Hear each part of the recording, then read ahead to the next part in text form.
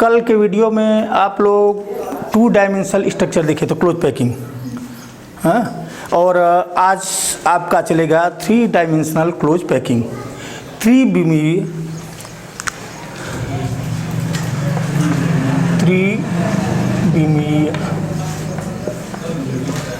संकुलन, त्रिविमीय बंद संकुलन। तो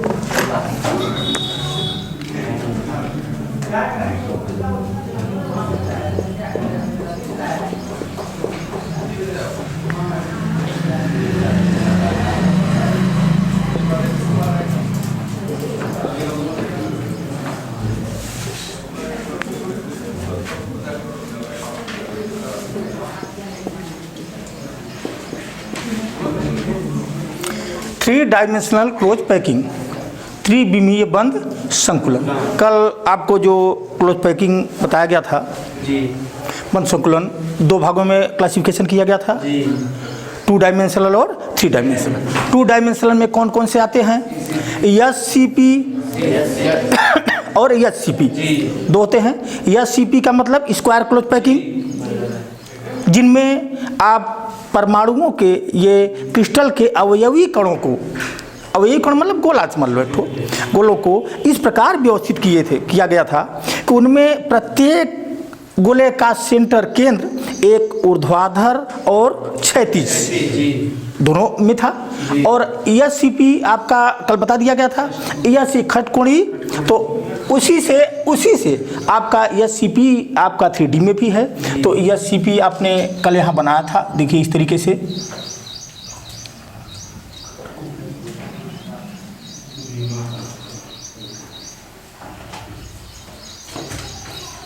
अगले गोलों को कहाँ भरना है? इनके खांच में।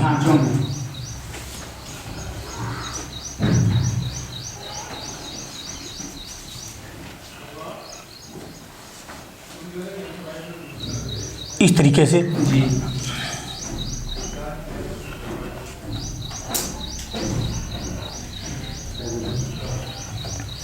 अब इसमें आपने क्या देखा कि एक गोला कितने गोलों को स्पर्श कर रहा है? 6। अब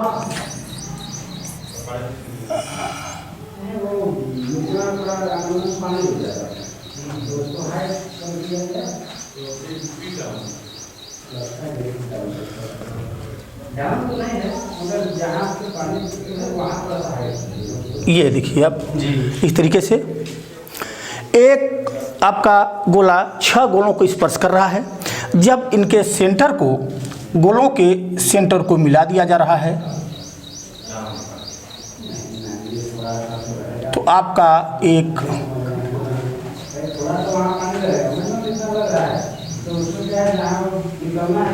खटकोणी ये स्ट्रक्चर तैयार हो जा रहा है। ये है आपका एससीपी। अब इसमें आपको ये ध्यान देना है कि ये 6 गोला एक गोलों को स्पर्श कर रहा है। अब यहाँ खटकोणी की जरूरत नहीं, अब इसको एक इस तरीके से व्यवस्थित करेंगे। इसमें ऊपर वाला गोला, अब आपको ये ध्यान देना कि इसमें गड्ढे कितने हैं? 1 2 3 4 5 6। जिस प्रकार आप नीचे देखेंगे 6 फुटबॉल, अगर एक तरफ एक फुटबॉल के किनारे लगा दिया जाए और उनमें 6 छिद्र हैं, तो अगर उसके ऊपर के छिद्रों को ढकना है, जैसे इसके ये छिद्र को यहाँ तक ये बना है तो इसके एक छिद्र को ढकेंगे, एक छिद्र को, तो एक गोला यहाँ आ जाएगा, दूसरे को ढकेंगे, अब यहाँ एक गोला छूट जाएगा और इसको ढकेंगे तो एक छिद्र यहाँ आ जाएगा, एक छूट जाएगा और एक यहाँ आ जाएगा। आप अगर ऊपर आपने देखा कि ऊपर इसी के ठीक एक छिद्र पर अगर एक छिद्र को ढकेंगे तो एक गोले से उसके बगल वाला छिद्र खाली हो जाएगा, फिर उसके बाद दूसरे गोले, मतलब कितने छिद्र ढक रहे हैं? 3 ढक जा रहा है। अब ठीक जिस प्रकार ऊपर वाला जो छिद्र ढक रहा है 3 गोलों के द्वारा, वही उसी प्रकार 3 गोलों को नीचे भी व्यवस्थित किया जाएगा। अब यहाँ जो रखना इसे संभव नहीं, इसको हम आसान वे में आपको बता दे रहे हैं। इस तरीके से देखिए, एक गोला यहाँ है, एक गोला यहाँ है, ठीक है। अब इन गोलों को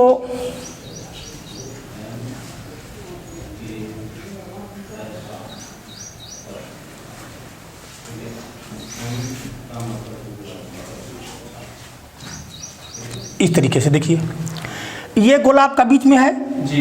इस गोले को 6 गोले स्पर्श किए हुए हैं, डायरेक्ट सीधे 6 गोले स्पर्श किए हैं। अब इन 6 गोलों में, अब ये ऊपर हम मिटा दे रहे हैं, इसको थोड़ा जगह चाहिए। अब ये मान लीजिए ए या बी, मान लीजिए इसको बी प्रकार का ये कहे गोला, इसको व्यवस्थित किया गया। अब इसमें छिद्र क्या हैं, 1 2 3 4 5 6। अब इनमें अगर इनके सीध में एक गोला अगर यहाँ कर दिया जा रहा है, और अब एक छोड़ करके एक गोला यहाँ है, इसके सीध में एक गोला यहाँ रख दिया जा रहा है, और एक छोड़ करके एक गोला यहाँ रख दिया जा रहा है। इन तीनों को आपस में मिला दीजिए, ठीक। अब ये गोला सीधे इसको ढक रहा है, ये गोला इसको ढक रहा है, और ये गोला इसको ढक रहा है।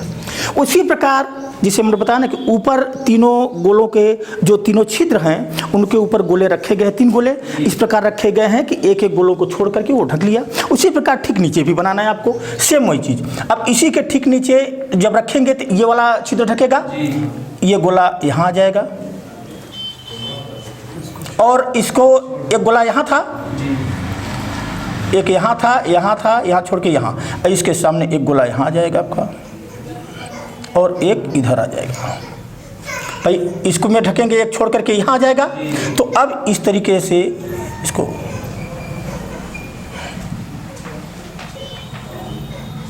ये स्ट्रक्चर हो गया।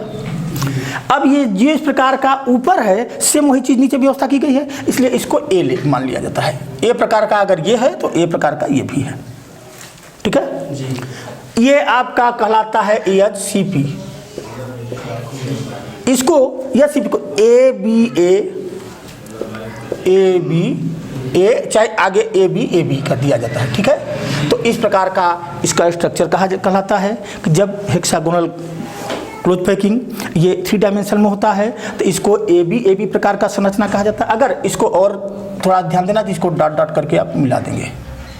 ये इसको ढक रहा है,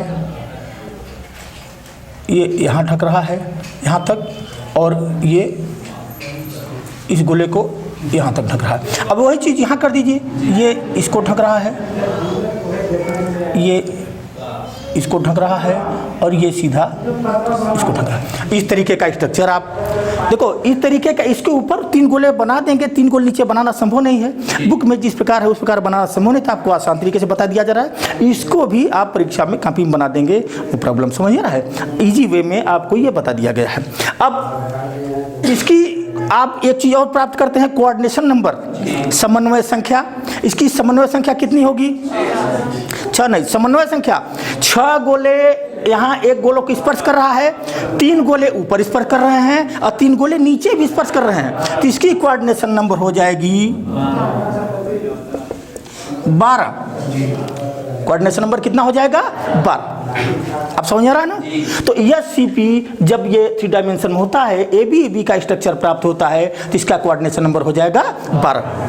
अच्छा, 1 नंबर क्वेश्चन पूछा जाता है तो कोऑर्डिनेशन नंबर इसका 6 गोलों को 3 गोला ऊपर से स्पर्श कर रहा है और 3 गोला नीचे से। अब इसी से आपका एक और 3 डायमेंशन में CCP तैयार होता है, क्यूबिक क्लोज पैकिंग। CCP आपका, तो उसको भी सेम वही चीज, स्ट्रक्चर में बहुत ज़्यादा डिफरेंस नहीं है। स्ट्रक्चर में देखिए यहाँ भी बना दे रहे हैं इसको स्ट्रक्चर।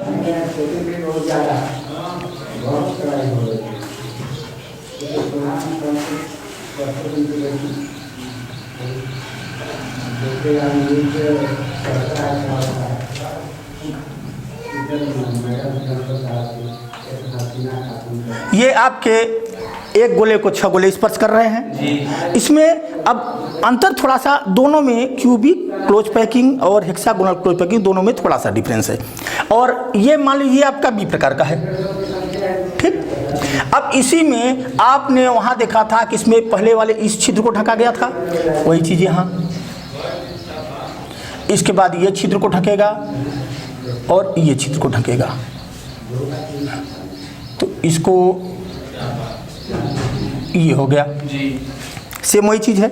लेकिन अब यहाँ पर क्या होगा, इसको हम इस प्रकार व्यवस्थित करेंगे कि जो जो छिद्र पिछली बार नहीं ढका था, ऊपरी वाला जिसे यहाँ नंबरिंग कर देते हैं, थोड़ा ध्यान दे लो, 2 3 4 5 6, ये 6 होल है, 6 छिद्र।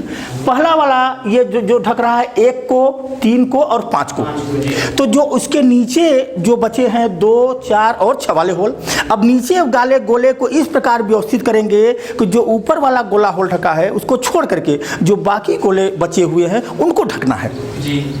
समझा ना? नीचे वाले गोले को आपको ढकना है। तो जब नीचे वाले गोले को ढकेंगे तो देखिए यहाँ पर, अब नंबरिंग इसको हटा दें, नंबरिंग से मतलब नहीं, आपको ये जानना है केवल।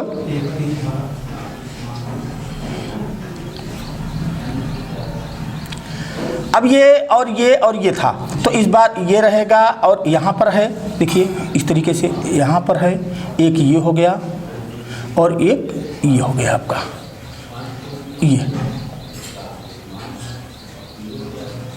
ये स्ट्रक्चर। इसको आप डॉट करके हल्का लाइन से दिखा भी देंगे। ये इसको टच कर रहा है, ढक रहा है, ये इसको ढक रहा है, ये इसको ढक रहा है, लेकिन यहाँ पर ये जो है इसको ढक रहा है ऊपर से, और ये इसको ढक रहा है, और ये सीधा इसको ढक रहा है। हो गया? अब इसमें आपने यहाँ देखो दोनों डिफरेंस क्या है, ये आपका तो बी प्रकार का मान लिया गया। अब इसमें ये ऊपर वाला आपका मान लीजिए ए टाइप का है, ए प्रकार का है, तो ये उससे डिफरेंस हो गया कि नहीं? ये डिफरेंस हो जा रहा है उससे, तो इसको मान लेते हैं सी। तो इस प्रकार का जब क्लोज पैकिंग तैयार होता है जिसको कहा जाता है ए बी सी, इसको कहते हैं सी, पहले कहते हैं सी सी पी, माने क्यूबिक क्लोज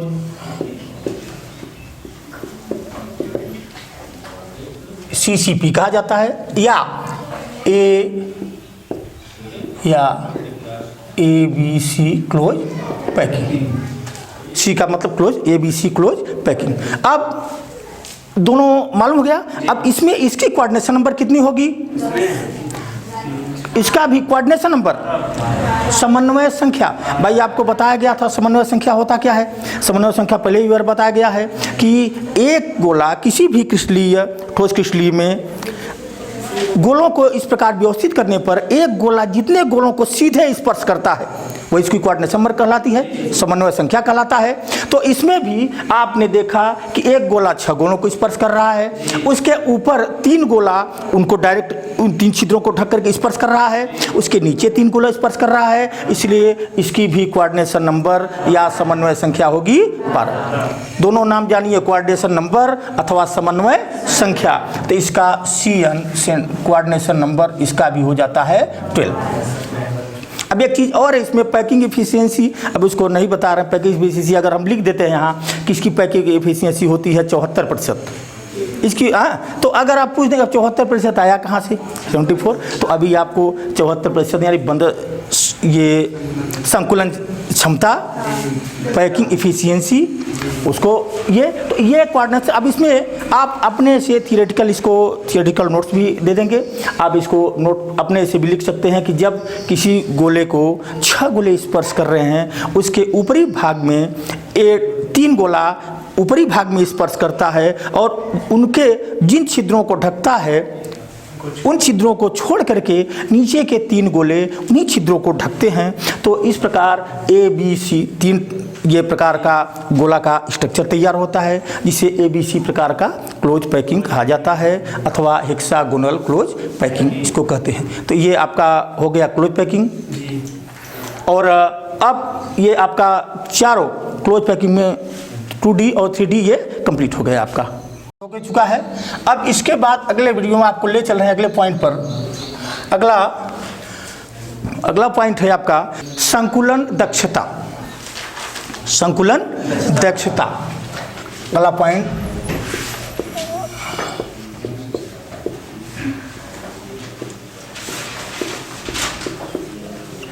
संकुलन दक्षता या इसको कहा जाता है इंग्लिश में भी जानिए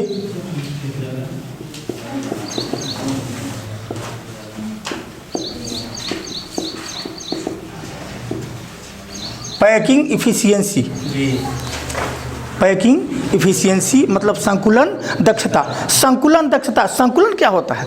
कणों को जब इस प्रकार क्लोज पैकिंग, कणों को या परमाणुई कणों को या किसी भी क्रिस्टल में उनके अवयवी कणों को, चूंकि अवयवी कण गोलाकार होते हैं, जैसे आपने देखा होगा दुकानों पर लड्डू रखा जाता है ट्रे में, तो अब एक निश्चित स्थान होता है, उसमें जितना अधिक से अधिक परमाणु या अवयवी कण आते हैं जिनके बीच निम्नतम रिक्त स्थान हो, शून्य स्थान उनके हो, तो वो पैकिंग कहलाता है। अब इसकी पैकिंग दक्षता है, आपको किसी भी क्रिस्टल संरचना पैकिंग दक्षता होता क्या है, किसी भी क्रिस्टल संरचना में उनके अवयवी कणों का घेरा हुआ आयतन, पर किसी पदार्थ को आपने देखा होगा, ठोस पदार्थ का भी आप कहते हैं कि आयतन और आकार निश्चित होता है, तो ये ठोस ही पढ़ रहे हैं, तो आयतन और आकार मतलब जिस स्थान पर पदार्थ को रखा जाता है वहाँ वो स्थान घेरता है, तो स्थान निश्चित होता है। तो जब उस परमाणु को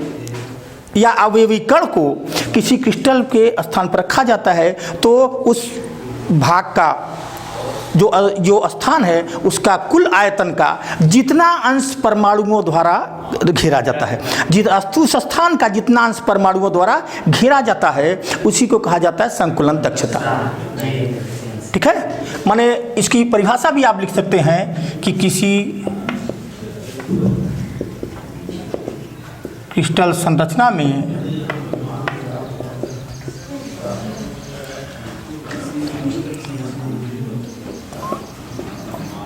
उनके अवयवी कणों द्वारा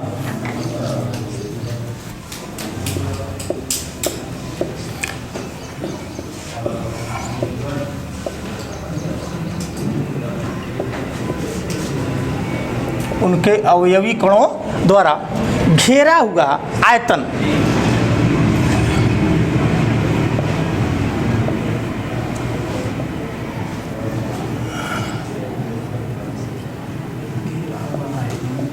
या घेरा हुआ स्थान या घेरा हुआ अंश है, या घेरा हुआ परमाणु कणों द्वारा घेरा हुआ अंश या स्थान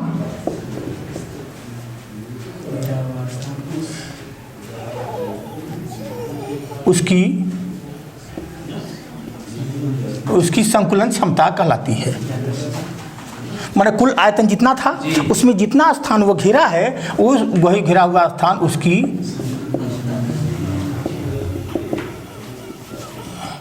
संकुलन दक्षता कहलाती है।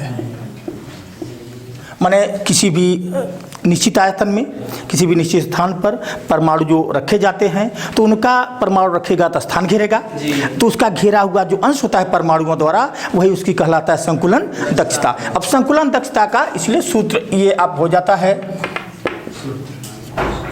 संकुलन दक्षता बराबर परमाणु द्वारा घेरा हुआ आयतन। अब एक परमाणु द्वारा घेरा हुआ आयतन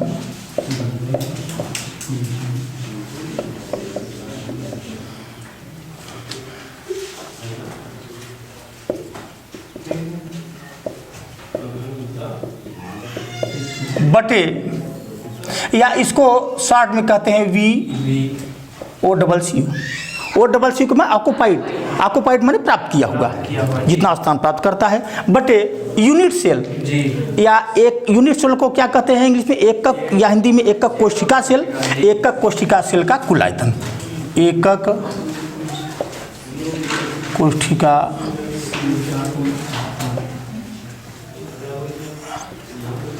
सेल का कुल आयतन। या अगर एकक कोशिका सेल ना ध्यान हो तो जनरल वे में अब चूंकि एकक कोशिका आपका किस आकार का होता है, क्यूब घन होता है, तो सीधे आप लिख भी सकते हैं घन का आयतन, उसको भी दे सकते हैं। अच्छा, अब इसको जब प्रतिशत में निकालना होगा, प्रति संकुलन दक्षता प्रतिशत में निकालना होगा तो क्या करेंगे, संकुलन भाई ये निकाला जाता है कितने परसेंट स्थान घेर रहा है, पूरे कुल आयतन का कितना प्रतिशत ले रहा है, तो संकुलन दक्षता बराबर ये भी आप शॉर्ट में लिख सकते हैं V/V सेल इंटू ये हो जाता है संकुलन दक्षता आपका। इसको आप नोट कर लें।